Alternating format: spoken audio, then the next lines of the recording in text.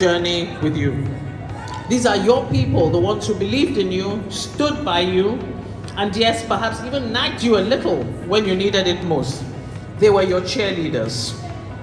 And I know exactly how the families here feel today, walking tall and proudly telling anyone who cares to listen about the newly minted graduate or postgraduate in the family and the community. One of my twin daughters graduated with a first-class honors degree last year from a top university in the UK. And I can tell you that even today, 7 months later, I think my hair is even still standing on end. My head is still swollen with delight and admiration for the young lady. I know the grueling commitment it took, not just to get a degree, but to get an honors degree, and even to get a first-class honors at that. But as I always tell her, let's not forget who made this possible. It's not the school fees, it's not the mommy sending jollof rice and things like that. It's really her. She made it happen. And I say the same to you today, to the graduates, that let's not forget who made today possible. It is you. So please give yourselves a round of applause. You are the ones who put in the work. You stayed up late, you sacrificed, you gave up weekends, and maybe sometimes even questioned why you even embarked on this journey at all. Yeah. Many of you are working, I'm sure, I can see heads nodding here. It's like, who sent me? You know. Many of you are working professionals. Yet here you are, standing tall, sitting proud and victorious as BBA and MBA holders. This is your moment, and you have earned every single second of it. Well done. As you mount the threshold of a new chapter, let's take a moment to reflect on the theme of today's celebration, which is lead the change, ignite the fire. I believe that this is not just a fancy phrase. This is a phrase that the faculty and the team at the university put together meaningfully. It encapsulates the desire, the prayer, and the pointers that they have of the way forward for you. And indeed, it is a call to action. Lead the change, ignite the fire. It is an invitation for you all to embrace the responsibility that comes with your education, your experiences, and of course, your unique voices. It is a reminder that you're not just inheriting the world as it is, you're stepping into the world as creators, as builders, as leaders, and as leaders of what to come. What is to come? Leaders driving societal and professional change. So let's just think about this for a couple of minutes. You are graduating into a world in flux, a world undergoing rapid and at times unsettling changes. Fadl spoke about technology just now, and technology is reshaping the way we work, the way we communicate and live. Healthcare is being revolutionized, industries are being disrupted, societies are grappling with complex changes from climate change to inequality, the demand for social justice, all sorts of transformative forces that demand forward-thinking leaders. So in moments like this, it's not unusual to actually feel overwhelmed, especially in the VUCA world in which we live. After being blindsided by the black swan of the COVID epidemic a few years ago, who knows what's next?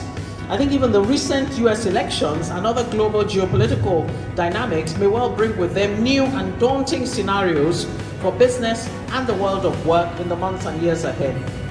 Now, just this morning, I was reading an article titled NVIDIA's Black Swan. I don't know if you've heard of NVIDIA, the technology company in the US. And this article was basically about how China's new AI model is threatening US dominance of the AI space. A little known AI lab in China called DeepSeek has ignited panic in Silicon Valley after releasing AI models that can outperform America's best despite being built more cheaply and with less powerful chips.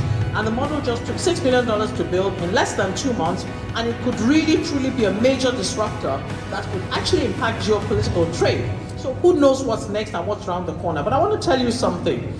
Nexford University has prepared you with enhanced critical and strategic thinking skills to solve some of the real world challenges and to go on to innovate new frontiers.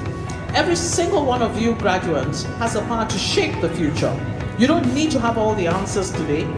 Leading change often comes in asking questions. Why not me? Why not now? Why can't I be the one to revolutionize my industry?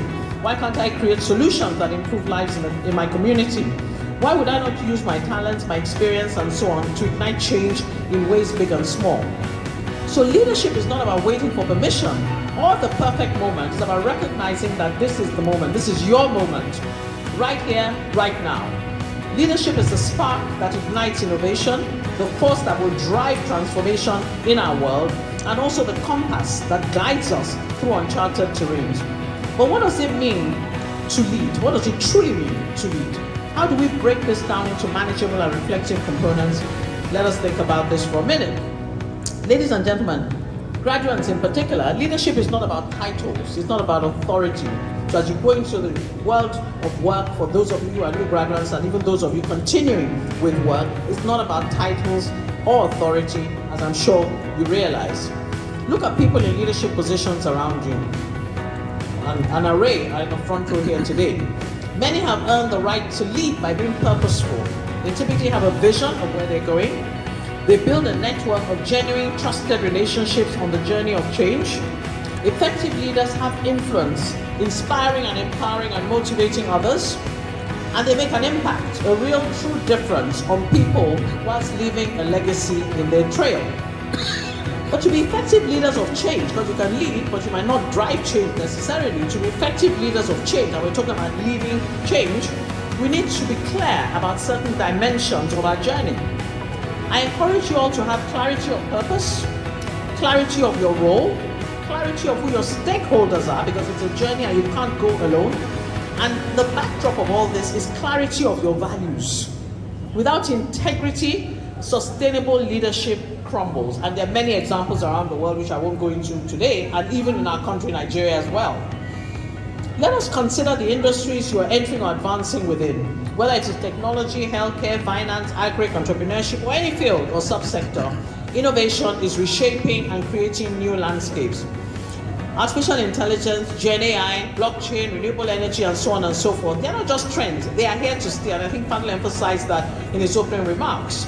They're transformative forces that demand enlightened, which you are, and progressive, which I hope you will be from now on, leaders to keep pushing the limits of imagination and creativity. How will you, as fresh graduates, position yourselves to harness the opportunities and to lead the changes that you yourselves envision?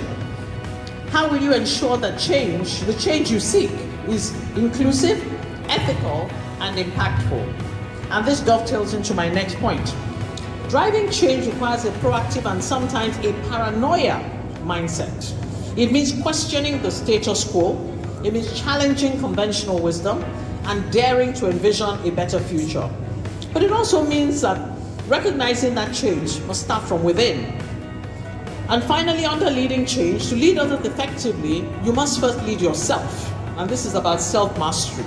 Self-mastery means cultivating self-awareness, embracing lifelong learning, and always staying true to your values. And graduates, you may want to consider embracing the 7 Habits of Highly Effective People, captured in a book by Stephen Covey. Some of you may have heard of the book. And these habits significantly and positively have impacted my life and my relationships. So I'll just now speak a few words about igniting the future. If leading change is about responsibility, igniting your future is about passion. It is about finding that spark within you, the things that keep you going even when the road is tough. Graduates, as you all step into the next chapter of your journey, remember that the future is not something that happens to you. It is something you envision, it is something you create. Your degree has provided you with that robust foundation, a blend of strategic thinking and all the other analytical skills and leadership acumen that you've acquired during your time at Nexford. But the degree is merely a means to an end. The true measure of your education lies in how you apply it to make a difference in the lives of people. And I'll use myself as a quick example. I remember when I was at university, I went through a phase of being involved in everything on campus but my studies. If we were marching against apartheid, I was there. If it was for the Palestinians, I was there. Sometimes I'd be marching and not even know why I'm marching, and then ask myself, what are we doing here today? So I was doing all that. I thought I was born to save the world. And I think my late father realized my youthful folly, and he embarked on a mission, in his own words, to save me from myself. He said he was convinced that I would be successful in whatever life endeavor I decided to pursue, but that my graduate degree was a sine qua non to have on my road to greatness, the greatness he saw in me at that time. He told me that my degree would be a blank canvas to paint my future on, that I could create the future that I wanted from crafting brushstrokes on canvas. He reassured me that if at any time in my life new motivations or aspirations came, I could simply pick up the brush and palette and metaphorically change and enhance the painting, create a new artwork, so to speak, to capture my latest pathway and embark on a new phase of my life's journey. And that is how I morphed from being a budding scientist to being a lawyer, and then to banking, and having a fulfilling career, I believe, of impact and a fair degree of influence. I still have a wide range of interests, and I'm sharing this with you just so you know that you don't have to be boxed into a corner. And my range of interests are from art to technology, healthcare to governance, from fashion to travel. But the common thread is my realization many years ago that my purpose in life was to help others find their voice. And again, this is captured in one of Stephen Covey's books, The 8th Habit, which is find your voice and inspire others to find theirs. So I'm sharing this snapshot with you so that you know that some of us have walked this track before and walked it passionately and effectively, but above all, with purpose. So let's be honest, we're talking about igniting the future. Passion is needed for that, and passion is often misunderstood. It's not only about being endlessly motivated or brimming with ideas 24/7. I think passion is actually much quieter than that. I think igniting your future will often start with that still quiet voice in you. Passion is a voice to you that says try again and again and again. Even after failure or a setback, it's a determination, graduates, to keep going when others might quit. It's what drives and takes your unique perspective, your dreams and your knowledge and turns them into something meaningful to you and others. But there will be challenges. There will be moments when the fire feels dim, you will encounter hurdles, and you might question if the sacrifices were worth it. But in those moments, remember this, that the setbacks will not define you. Mistakes will not define you either. But what defines you is how you rise. As Nelson Mandela so beautifully said, the greatest glory in living lies not in never failing, not failing, but in rising every time we fall. The greatest glory in living lies not in never falling, but in rising every time we fall. So, ladies, gentlemen, graduates, let us rise with resilience, let us rise with courage.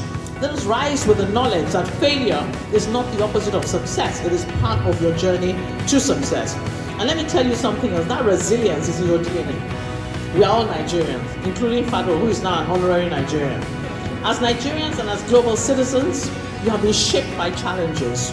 You know what it means to persevere, to adapt, to thrive in the face of adversity. That strength is your fire. And no obstacle can extinguish it. So my dear graduating class, please remember the tools that you carry. Your time at Nexford has given you more than a degree. It has equipped you with tools that will serve you for a lifetime. You're privileged to have access to resources and so on, to think critically and collaborate. Please use this privilege very wisely and productively. Beyond the lectures, assignments, and so on, remember this, the world doesn't just need your skills, it needs you. It needs your kindness, it needs your creativity, your boldness, and your empathy. And remember, leadership, that leadership that you need to use to change the world is not confined to the boardroom. It's reflected also, ladies and gentlemen, in how you treat people. It's not about treating people just because you need favors. It's how you contribute to your community, how you uphold your values. Leadership is a daily routine, graduates, a series of small but significant actions that collectively make a lasting impact. And the world needs leaders who will listen, leaders who and I thank you for listening to me when I said you should keep quiet, because you need to listen to what is being said from this stage, so thank you. We need leaders who are unafraid to challenge the status quo. So let me close with a few tips of practical advices for the journey ahead.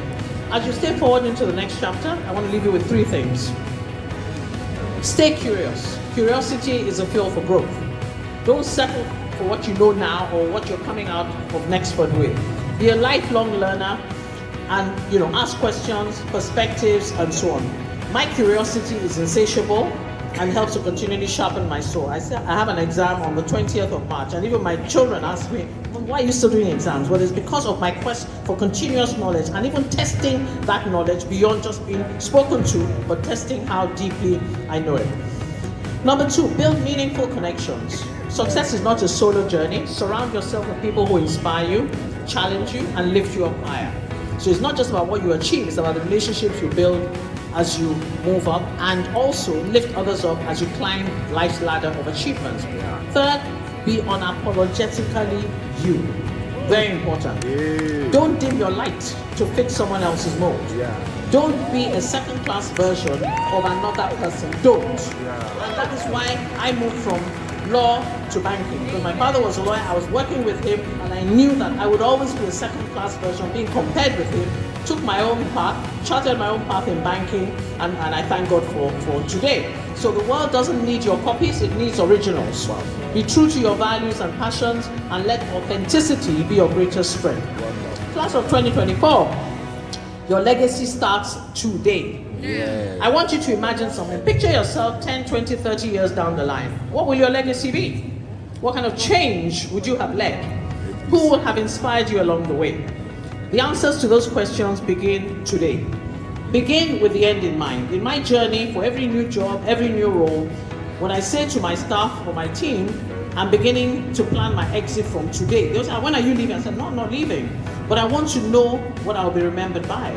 I want to imagine the epitaph or what you will say about me at the end, what I want to achieve, what I want to be lasting and sustainable, and make that my North Star from day one. So as you're stepping into a world that needs you, needs your ideas, your passion, your courage, and your fire, you have everything it takes to lead the change. Now is the time to ignite the fire, stoke it, and let it burn. As I said, in a few months, I'm going to be 64 years old. Yet my fire is burning. My fire is burning. And I'm going to pass that exam on the 20th of March because I need that knowledge to be able to help me to help others. So as you walk out of this ceremony and into your next chapter, the next chapter of your journey, you are ready, you are capable, you're unstoppable. I will end with a quotation from Ayn Rand, an American-Russian writer and philosopher, and it's something that has always guided me. The question isn't who is going to let me, it is who is going to stop me. Who is going to stop you here? Stick it on your mirror at home and make it a mantra, as I have done for the last 2 or 3 decades. Congratulations once again, class of 2024. I know indeed that your faculty, Fadl, and all of us seated here are immensely proud of you. Your families are immensely proud of you. So go out there, make your mark on the world. The world awaits your brilliance. Thank you very much.